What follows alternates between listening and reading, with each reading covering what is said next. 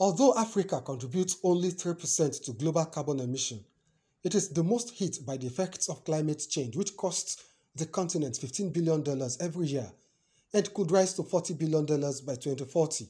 President Muhammadu Buhari, represented by the Minister of Foreign Affairs, Jeffrey Uyama, wants the African Adaptation Acceleration Program to further boost Nigeria's adaptation priority, to strengthen its coastal resilience and delta management by supporting national-level infrastructure, sector-specific strategies, policies, and programs. So Nigeria welcomes wholeheartedly the launch of the Africa Adaptation Acceleration Program as an initiative to address regional adaptation gaps and support the transition of countries to low-carbon development pathways.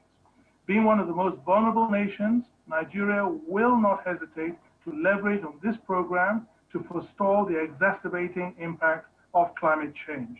Africa is one of the most vulnerable continents to climate change and climate vulnerability, a situation that unfortunately has been aggravated by the COVID-19 pandemic.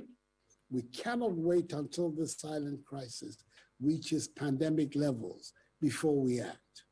We have to act now and do so with gusto. For failure to act now will be catastrophic.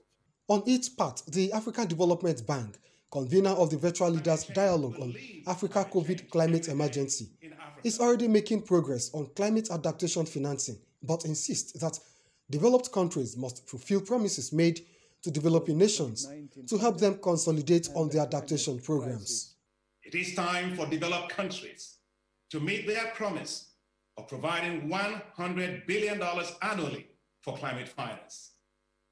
And a greater share of this should go to climate adaptation. I ask that by COP26, we have concrete proposals on the table to make access to climate finance easier and faster, including for African nations. Support for climate adaptation in Africa is crucial.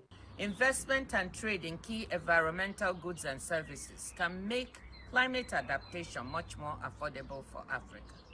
The Leaders Dialogue received commitments from several African heads of governments, the International Monetary Fund, the African Union, World Trade Organization, United States of America, among others. On Nengie Fine Face, NTA News.